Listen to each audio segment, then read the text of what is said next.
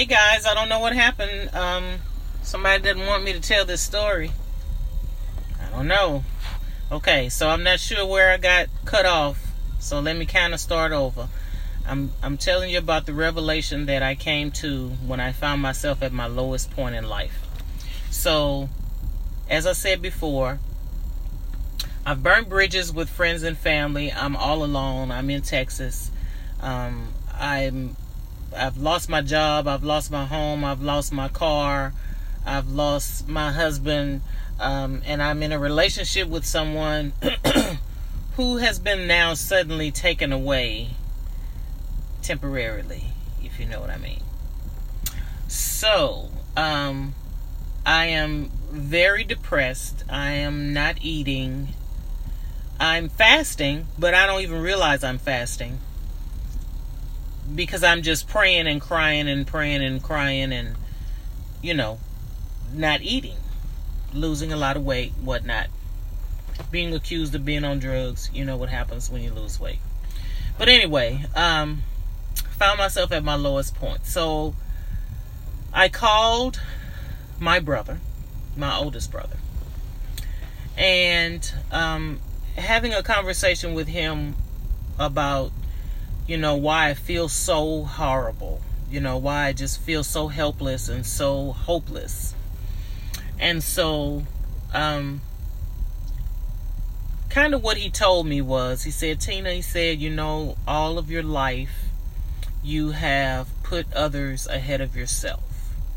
Either your friends or your family or your kids or your man or whoever. It's always been people that came first before you.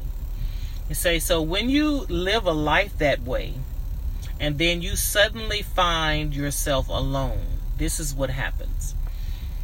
You've been standing in front of a mirror, but you have put your kids, your husband, your job, your friends, all of these people you have put in front of you. So that when you look in the mirror, you can't see yourself. So you spend all of your time caring for and loving on and making sure that other people are okay. You haven't spent any time taking care of yourself. So now that you're standing in front of that mirror and all of those people are gone or not around, and now you can see yourself in the mirror and you don't like what you see. That's why you're miserable. And so I thought on this. I wanted to deny, what he was saying, because I always feel like I'm this strong, confident person and, I can pretty much withstand anything. But I was so down on myself and there were no distractions. There was no, and that's usually what I have done is to keep from thinking about my own misery. I just go and try to help somebody else that maybe is doing worse off than me. And that helps me not to think about my own problems and issues. So, hey Mary, my classmate, how you doing, my love? So I'm telling my story.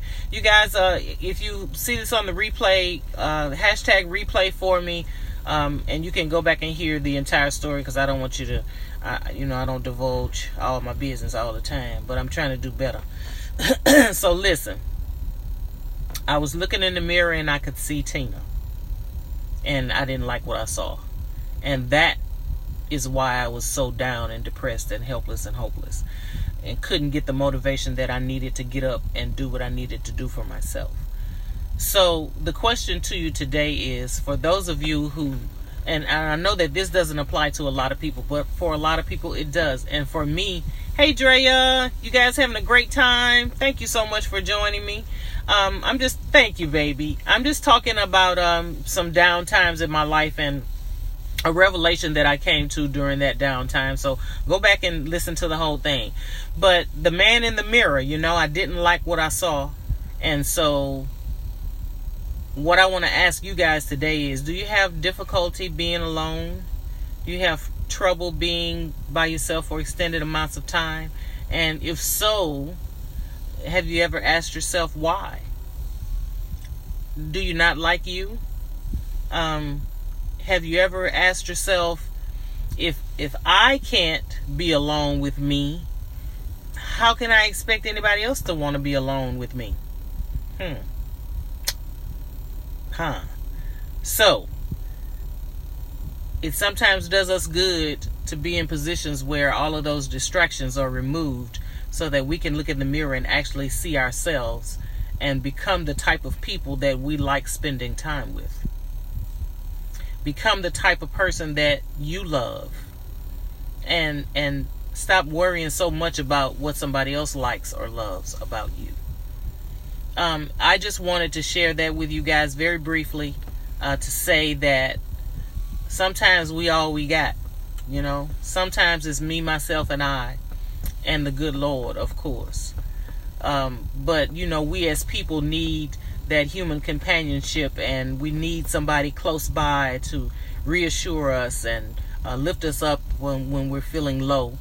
But practice doing that for yourself, because I guarantee you there will come a time when it'll just be you. And you need to be able to be self-disciplined and self-motivated and energize yourself. Tell yourself how beautiful you are, how wonderful you are, how valuable you are to the world and to yourself. And start then to appreciate who you are, so that when there's nobody around but you're okay with that, because you like you and you like spending time with just you. So enjoy your Friday, guys. Love on yourself. Make deposits into your own account, because we got a lot of people making withdrawals, and we don't want our emotional bank accounts to be overdrawn. Have a wonderful weekend, and I look forward to talking to you guys again soon, at which time I think my next discussion is going to be, for those of you in Alexandria, Louisiana, I want to talk to you about the Boys and Girls Club and the demise of the Boys and Girls Club. Some facts that you may not have known, some things that you may not have known, the reason I left in 1999, and the reason some other people left along with me, and how the first Boys and Girls Club shut down 2 weeks after I left, and they continued to shut down until they were all gone. I want to tell you guys what happened, and I also want to show you how this ties into my mission of making sure that people understand the importance of being entrepreneurs and being employers versus employees. So I'll see you next time on my next live, which will be Sunday. I hope you guys will join me. Look forward to seeing you then. Have a wonderful weekend. Bye-bye now.